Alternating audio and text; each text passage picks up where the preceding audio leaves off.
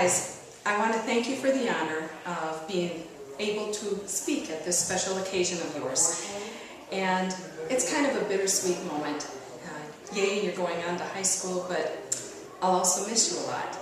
You are my last 8th grade class. But I've got a couple of things that I want to discuss with you. Perhaps you don't even remember some of these.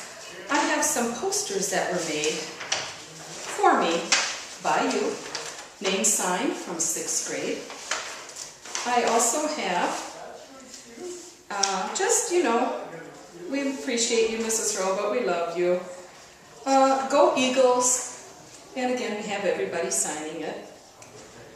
Some funny words. Do you remember these? Squidaloo, Booker, Zingle, Schnitzel, Count von Zissendorf. And this one, of course, one of my favorites. Dictator of the U.S., Mrs. Hurlbut. She rules with power. Just some of the favorite things that I've kept that you have shared with me. I want you to think about some of the games that we've played, right? Hurlbucket, right? One of our favorites. Toss-a-cross. We also played Millionaire. And then there's a couple of other things that might bring back some memories. We have my pencil case, which meant you had to leave a shoe. We also have my water bottle, which many of you had the opportunity to experience. Some of you just got to enjoy it. What about extra credit? Now, don't everybody look at billing, but the 5 dates especially.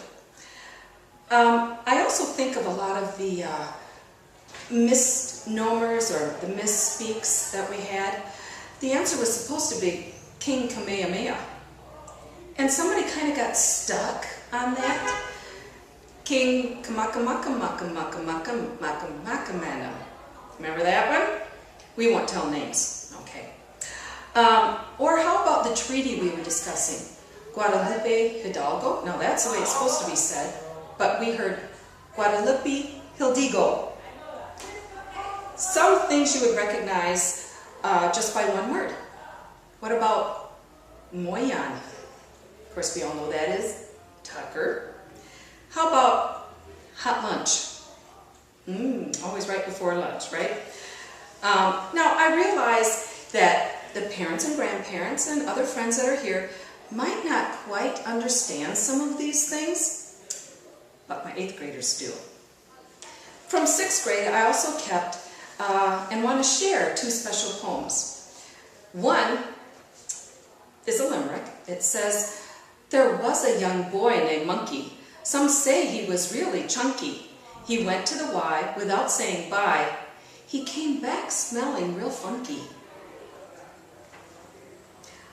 Another limerick was, "There once was a man from Bangelf who wanted to catch a small elf. So he set a great trap, but then lost the map, and all he caught was himself." So I keep some of these fun things, and I'm keeping them just in case I need them in the future. One of my favorite memories from your class was in 6th grade.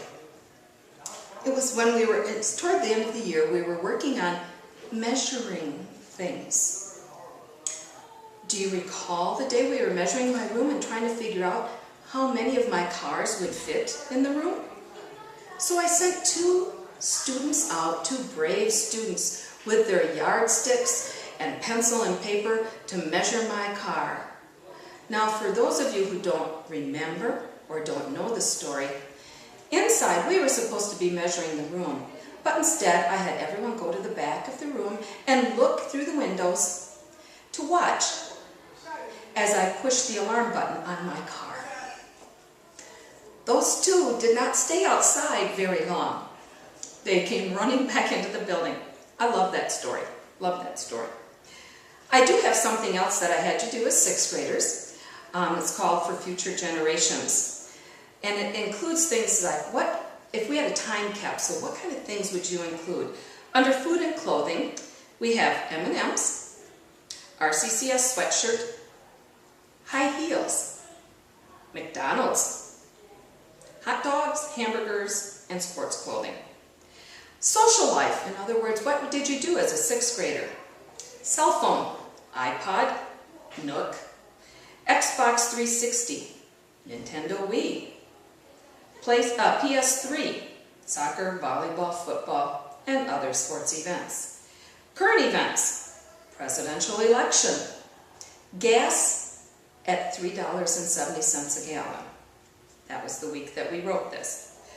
Popular books, music, movies, and television shows, Skillet, Newsboys, Courageous, NCIS, Hunger Games, The Avengers, Psych, Bones, Captain America, Robots. That was from back in sixth grade. More recently, there were two things that happened that I really enjoyed. We were taking a test. One of them was sixth grade again. Bible class, sixth grade Bible class. My question was, how can we keep our focus on Christ? The answer was, by taking my morning meds. I had a good laugh. I had a hard time getting back to class, our classroom topic after that one. The other one was just more recently. What was the first automobile produced on an assembly line? Now, for those of you who don't remember, it was supposed to be the Model T. The answer I got was T-Mobile. One other one on that same test. Oliver Kelly formed a national organization to aid farm families. What was the name of that organization? The correct answer? The Grange. The answer I got? State Farm. Okay, a little more serious now. 2 Timothy 3:14 says, "But as for you, continue in what you have learned and become convinced of, because you know those from whom you learned it." The first people, 8th graders, the first people you learned from were your parents and grandparents. They taught you a whole language system. Now, of course, I've been trying to tweak it a little bit, along with Mrs. C, helping out in tweaking that language system.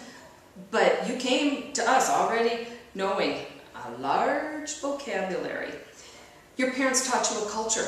You learned the American culture just by living here and being a part of it and going to school and television. So you already knew the American culture. Had to learn more about some of the other cultures in our history classes. From your parents, you've learned manners. Some of you learned them a little better than the others. Some of you remember them better than the others. Faith. You learned your faith. Your parents and grandparents are the ones who have taken you to church, who have encouraged you to read your Bible, to memorize verses. You've learned from your parents sports. Rules in playing a board game or football or any other game. And maybe even how to handle some of those situations when you win or lose. You've learned honesty from your parents. You've learned how to show love. Now maybe you get lots of hugs and I love yous. Maybe there's a little bit of teasing. Maybe there's acts of service that you do. Now, you've learned from your parents, but you're going to continue to learn from them. In a very short time, you're going to be getting your driver's license. Who do you think will be spending the most time with you behind the wheel? So your parents. From your parents, you learn finances, how to handle the money that you have. You learn how to choose a profession. Your parents will help to guide you in what you do well. Raising a family, watching what your parents do there. And this might be hard to believe, but your parents have already been where you are. What can you learn from that? Learn from your parents, their successes and their mistakes.